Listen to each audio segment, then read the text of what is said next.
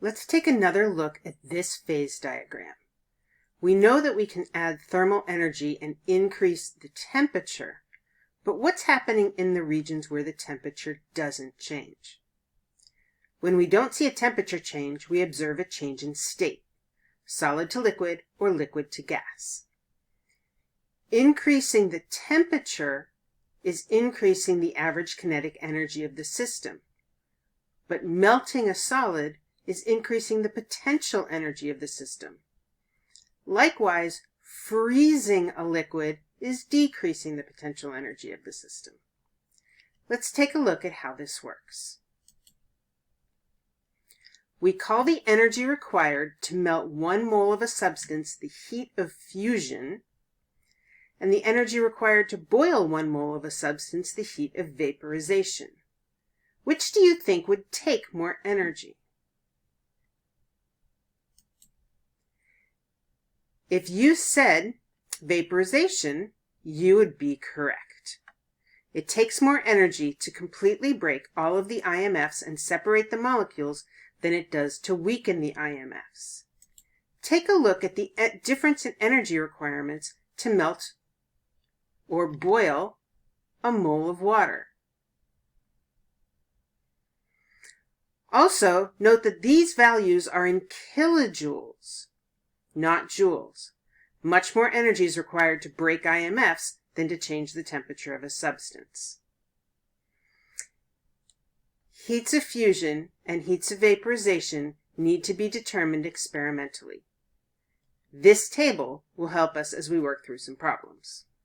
Here are 3 example problems. In the first problem, we are melting a little under a mole of ice. We need the heat of fusion, which is 6.01 kilojoules per mole.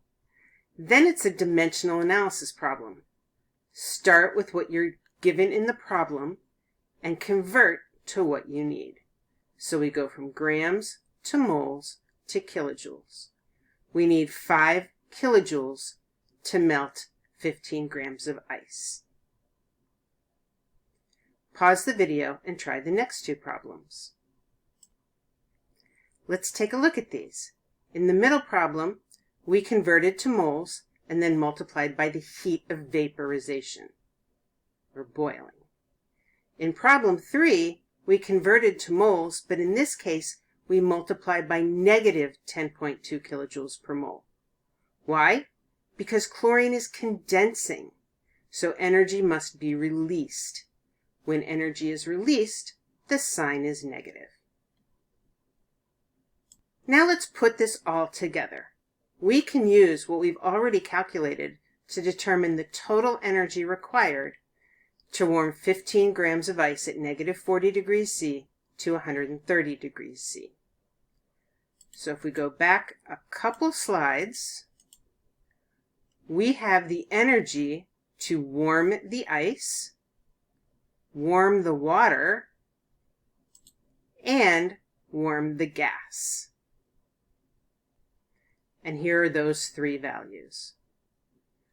We just finished calculating the energy to melt and boil the H2O. So now we just need to add these together, like this. Warming, melting, warming, boiling, warming. But wait, everything has to have the exact same units. So this is what we're really adding together. And the total amount of energy to warm 15 grams of water from negative 40 degrees to 130 degrees is 50 kilojoules.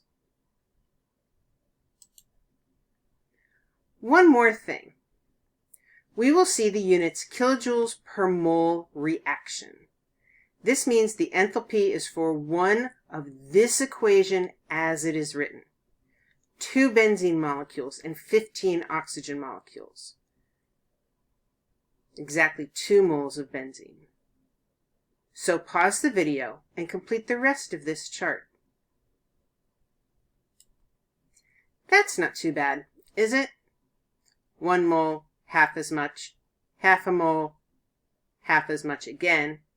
3 moles, 3 times 1 mole.